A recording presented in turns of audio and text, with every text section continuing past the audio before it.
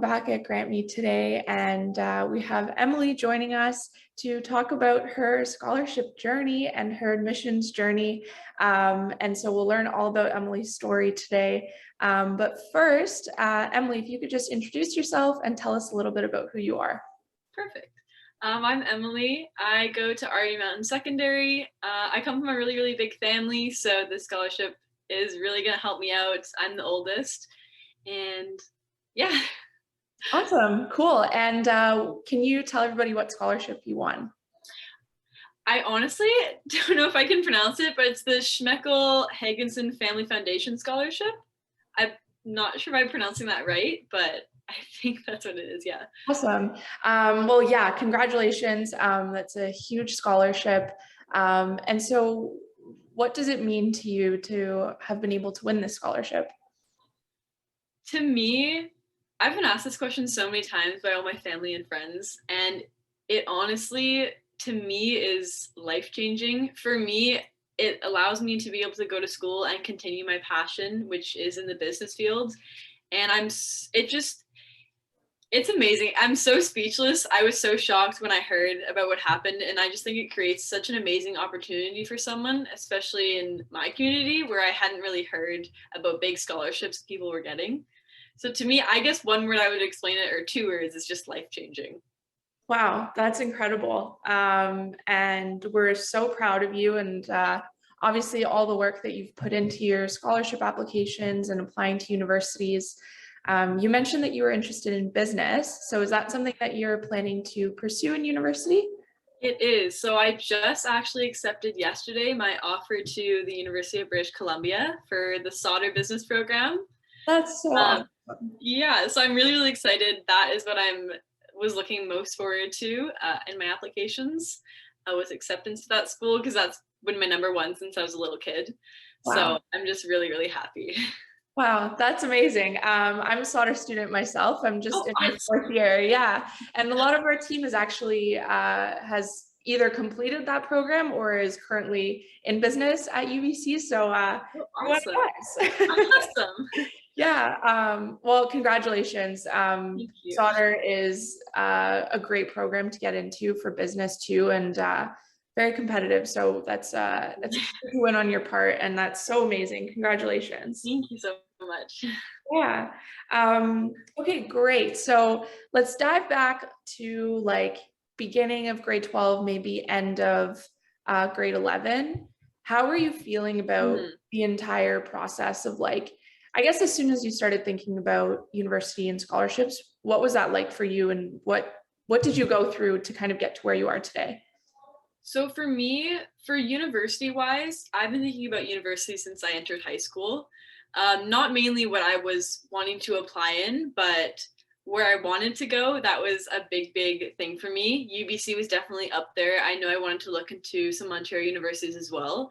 But I only actually started looking at scholarships in my 12th year because my counselors at my school said that was the only time we could do it, until I found out through GrantMe that you can do it earlier. So that was interesting. But I mainly just looked up scholarships and what to apply for within my community. And then I came across GrantMe, and I thought it would be a really good opportunity if I had qualified for the program. And so I just put in my application, and then I went through the process with GrantMe, and the scholarship service was absolutely amazing. It showed me everything that I basically needed to do. Awesome. So what I'm hearing is that with university, you kind of had a plan, you knew what you wanted to do, you had this passion for business, and you just went for it. With scholarships, it was kind of like untreaded waters for you, is what I'm Yeah, hearing, and that you needed some guidance in terms of figuring out, how to navigate that whole process. exactly. Yeah. Cool. So what were the biggest challenges for you in terms of figuring that out? And even when you had the support, what kind of growing pains did you go through with that? I think honestly, the biggest struggle I had was committing my time to it, because scholarships is not like school. It's not like you are mandatory or your attendance is mandatory. It's all out of your own will.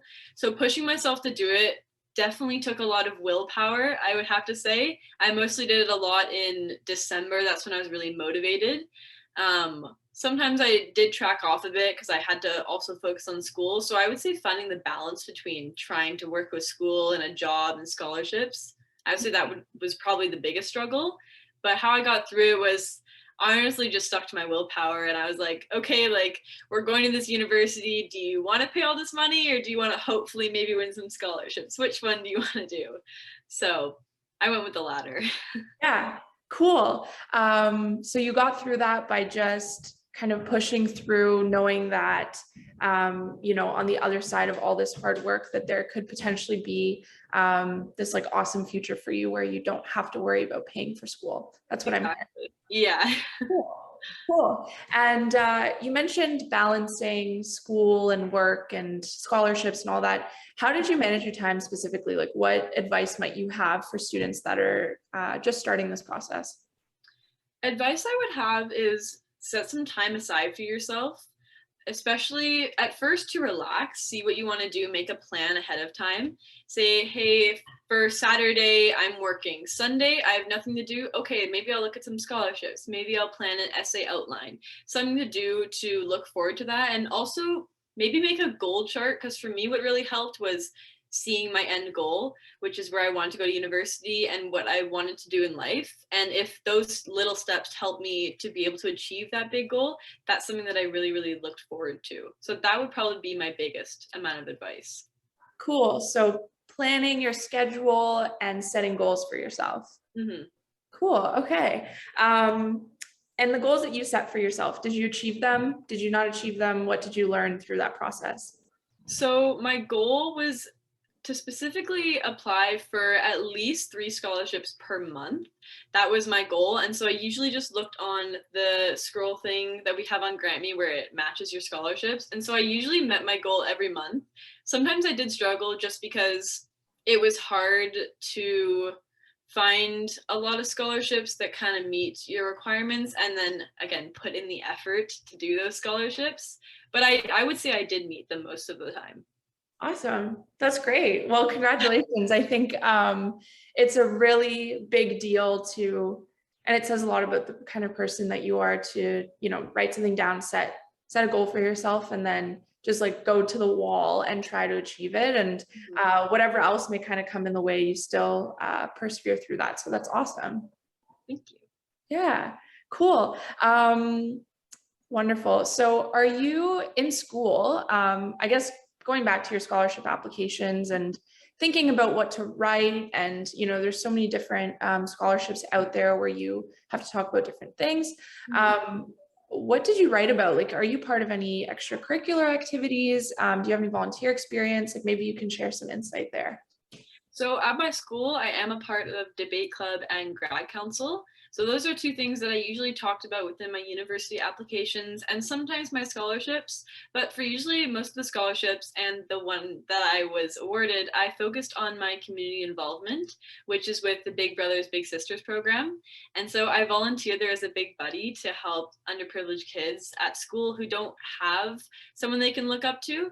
And so I think that's where it mainly came from. Getting involved in your community is a big, big way to be able to have something to write about, and also gains experience because you go out in the real world and gain another eye to see what's going on in your life, not just kind of in your bubble of your community. Yeah, absolutely. And what prompted you to join Big Brothers Big Sisters? Was there any inspiration behind there, or did you just come across it and thought it would be a good fit for you? So I have 3 little siblings. And I'm a big sister naturally. That's just kind of who I am. I'm very, very protective. And so I thought, well, I offer this to 3 of my younger siblings. Why not offer it to another kid? Because I know a lot of people need that support in their life. And my mom, she actually did Big Brothers Big Sisters when she was in university. And so she prompted me and interested me into the program. And so that's kind of how I got into it. Okay, cool. That's awesome. And it's great that there's like a personal connection there for you too. So it's great to, be able to recognize those strengths and then think, okay, how can I give back to my community in a fun way that I can, use my strengths to help somebody else. So that's awesome. What advice would you have for somebody that's like looking for community involvement or volunteer experiences? Yeah, do you have any advice there? I think the advice I would say is first find your strengths. And from that, what can you offer or what are you willing to offer other people? For example, my strength is being protective and helping others and guiding them along a journey, especially in education, because it's something I'm so passionate about.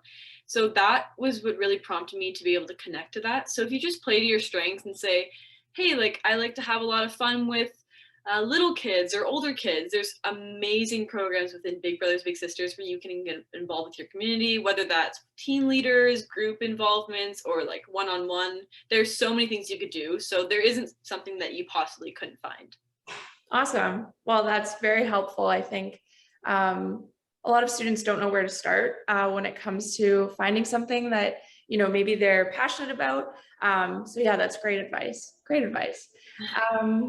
Great. So let's flash forward a little bit. You're getting ready. It's the end of your 12th grade year. You're going into the summer and then to university. What are you most excited about to do or accomplish at UBC? Oh, that is a very hard question. Obviously, I'm really excited to dorm. That's honestly probably something I'm really, really excited about. But I'm also really excited about the co-op programs that they have within the solder program that I applied to. And they also have overseas programs. I love traveling. And although I didn't take a gap year, I really want to be able to travel during my education so I can see different points. And so using a co-op program and then going to, for example, Japan or Hawaii or Mexico or somewhere there, I think is probably what I'm looking forward to the most. I know Sauder also has a program where they go to Africa and they teach people who don't have the opportunity to have a business plan. They teach someone that, and then hopefully they can use that to better themselves and their family. So that's something that I'm also really, really interested in. Awesome. And do you have any idea what is your dream, I guess, is my question. Like once you've graduated and you're kind of out into the world, what do you hope to achieve? My biggest dream is probably to be either a branch manager or a CEO of a company one day, or even a COO, somewhere where I have a lot of leadership. That's one of the qualities that a lot of people usually talk about me most, especially within my classes. And so I really want to use that in life and just help other people. I also want to get to a position of, I wouldn't say power, but of power where I'm able to make opportunities for other people where they don't have the opportunity to, example, go to school. I want to make that happen for somebody else because it was such a pivotal moment of my life. So hopefully that's kind of where I'm looking for after university. That's awesome. So it sounds like you're really stoked on being able to take on some leadership positions and create some kind of impact for people with the skills that you learn in school. Yeah. Cool. Awesome. And I guess my last question would be, what advice do you have for, I guess, incoming grade 12 students about just the entire grade 12 year? I feel like it's a very transformative year in that, there's like bittersweet endings of high school ending and there's all this fun stuff going on, but then there's like, bigger life decisions to make. And it can be very stressful and confusing. What advice would you have in navigating all of that? For me, what I found was really helpful was honestly enjoy it day by day. It goes insanely fast, your grade 12 year, from applying to universities for scholarships, for grad events, which everyone has them during their year. Honestly, enjoy it day by day. Don't stress yourself out. I know the leap from high school to university is really big, so you're going to be stressing out university as well. Just relax, take time, see your friends, and then you'll be ready to make that big decision by the end of the year. You honestly transform. You're a different person by the end of grade 12. Yeah, totally. Okay, awesome. Well, thank you, Emily. It was really great to hear your story, all your advice. I'm sure it'll be very helpful for any students that are watching and at the start or in the middle of their journey of figuring all of this out. And congratulations again on your big scholarship win. And thank you so much for taking the time to speak with me today. Of course. Thank you so much.